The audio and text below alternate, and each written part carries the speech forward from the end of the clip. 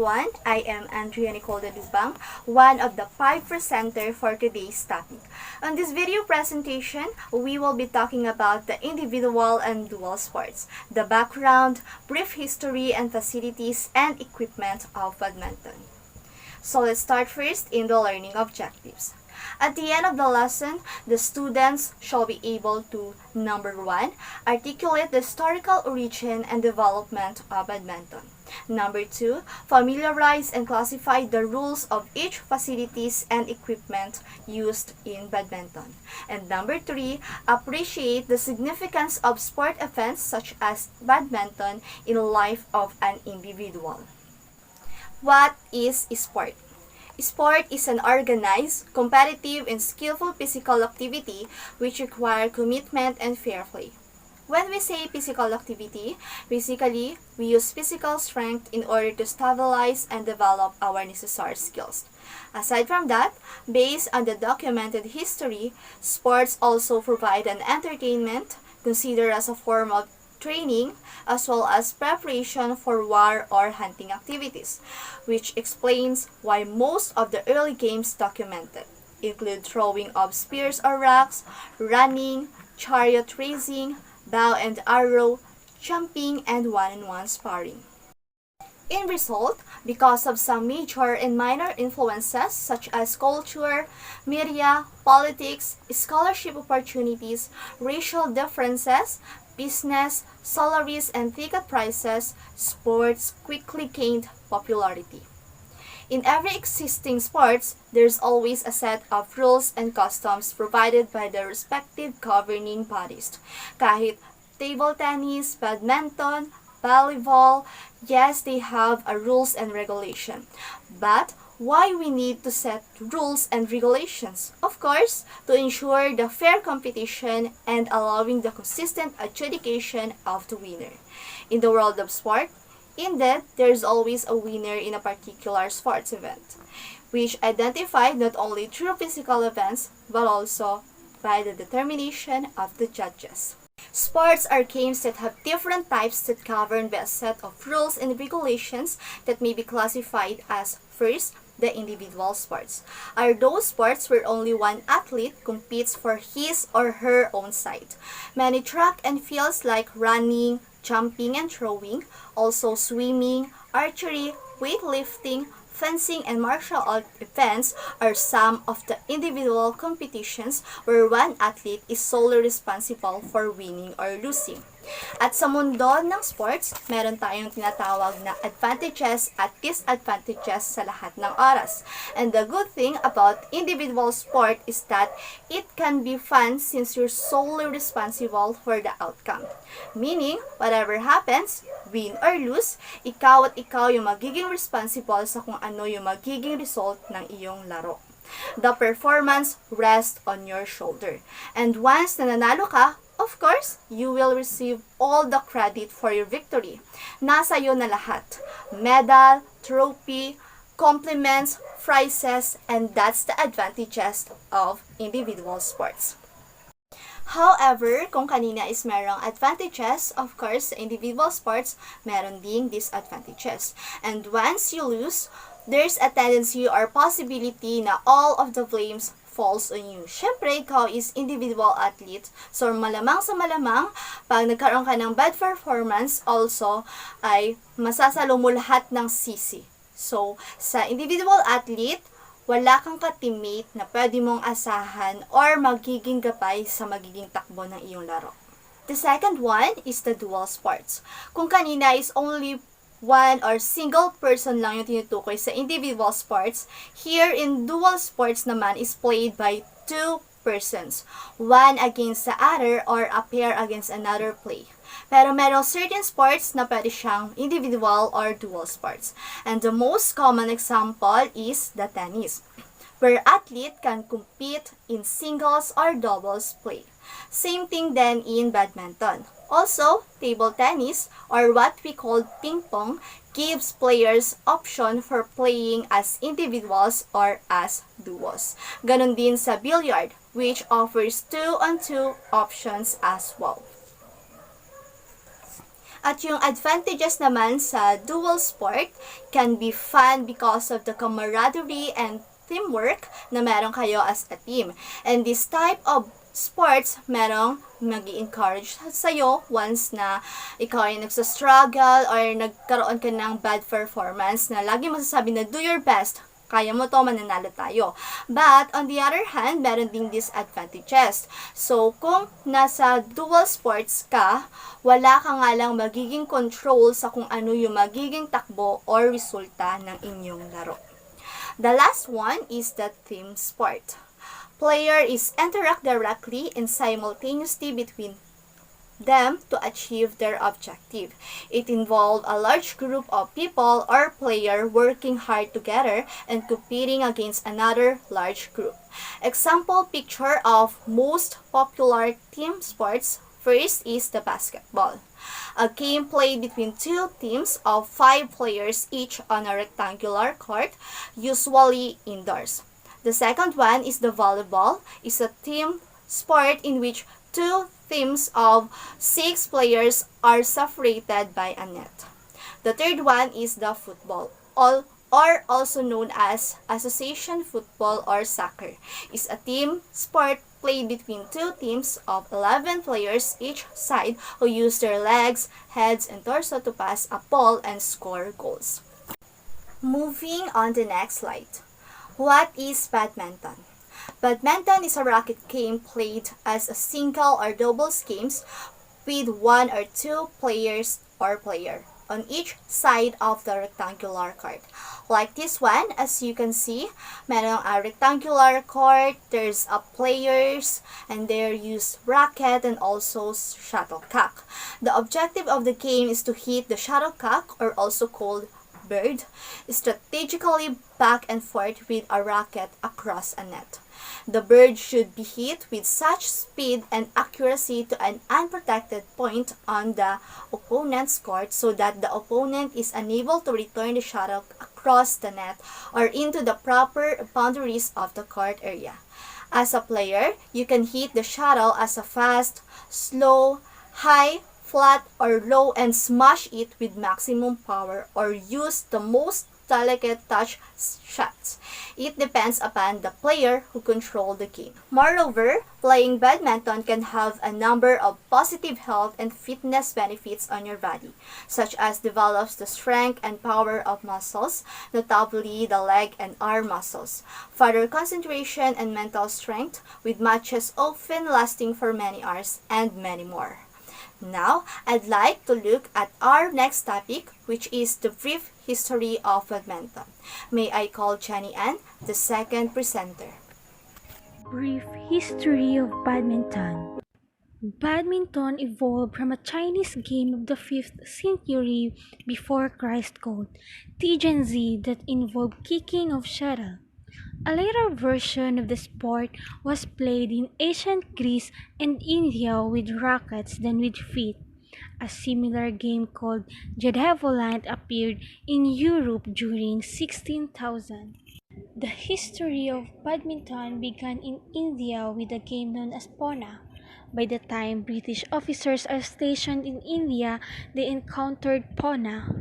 When the British Army officers learned about Pona as a competitive sport, they took the equipment of Pona back to England in the early 1870s.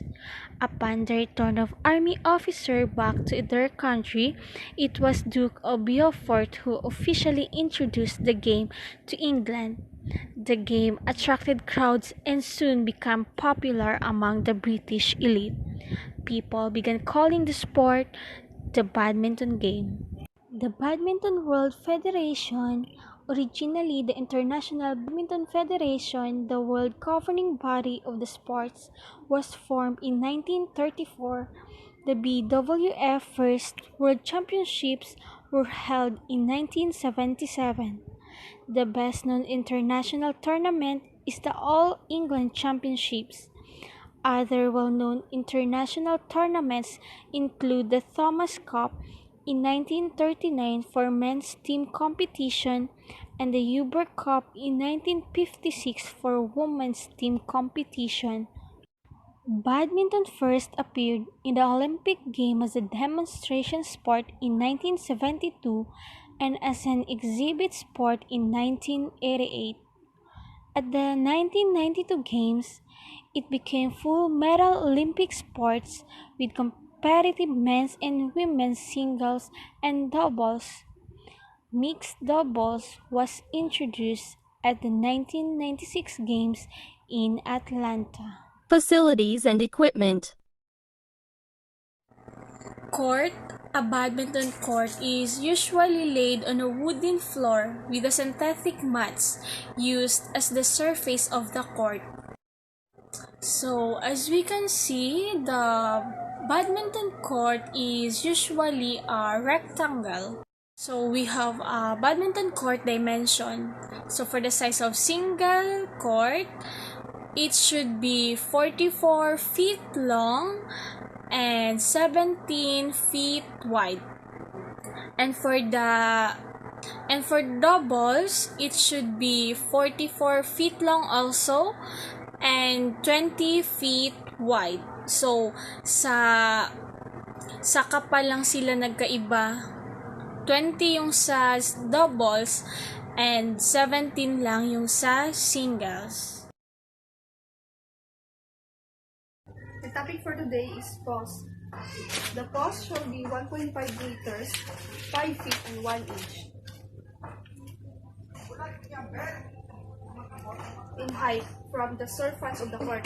They shall be surfaces firm to keep the net straight as the provided in law, the official law of badminton. A match consists of the best of the 3 games of the 21 points. Every time there is a serve, there is a point score. The side winning a rally add a point to its score and shall be placed on the side boundary line of court.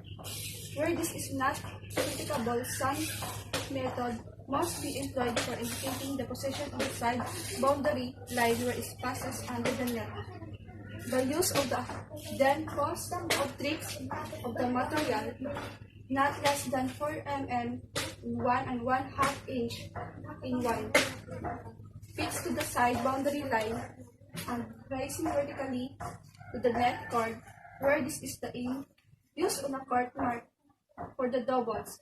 It should be placed on the side boundary line of the doubles court, irrespective of whether single or double are being played.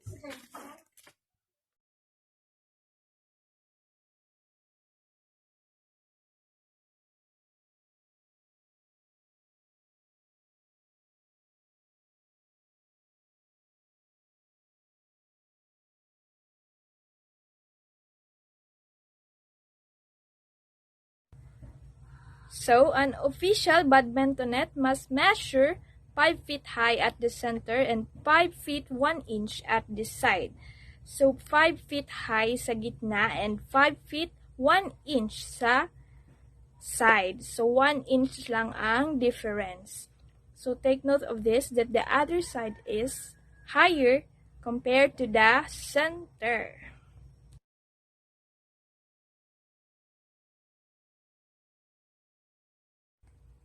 And then, the net should measure 30 inches from bottom to top.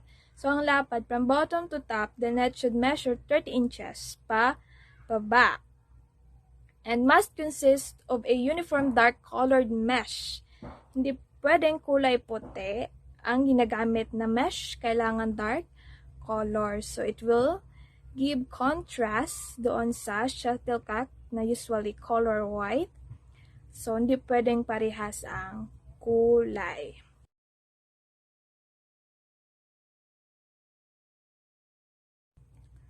So, last, the net should have white tape running along the top to make nets full height visible to players and officials. So, dapat color white ang tape to make the nets full height visible to players and officials.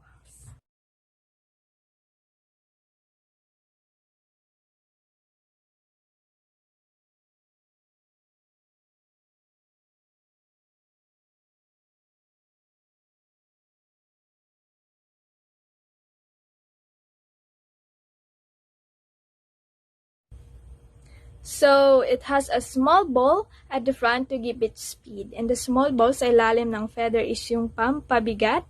And feathers protruding from it to help it float when it is hit high into the air. And the feather naman is yung pambigay ng flight sa shuttlecock.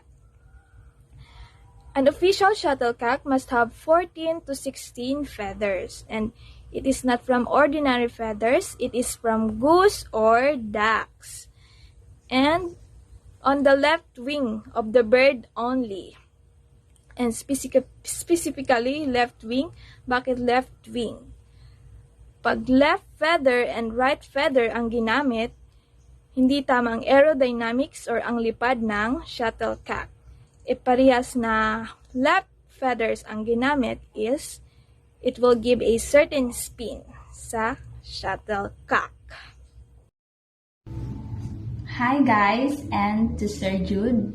I am Novella Jean Malalas and I am from BSTM 2B, and today I'll be reporting about the number 5 equipment used in playing volleyball, which is the racket.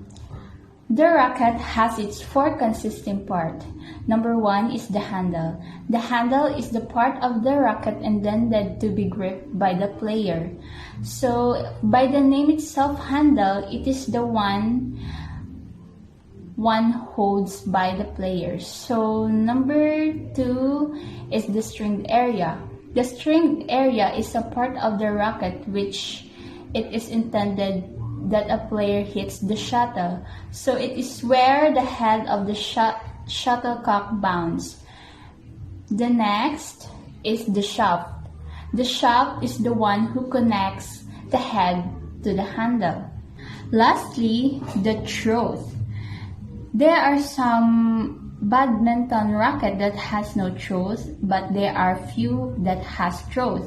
So the throat connects the head to the shaft. So it is like our throats connect with our head and our bodies. So I have here the picture of the parts of the racket. So we have the head, the throat, the shaft, and the handle. So that would be all. Thank you everyone for listening.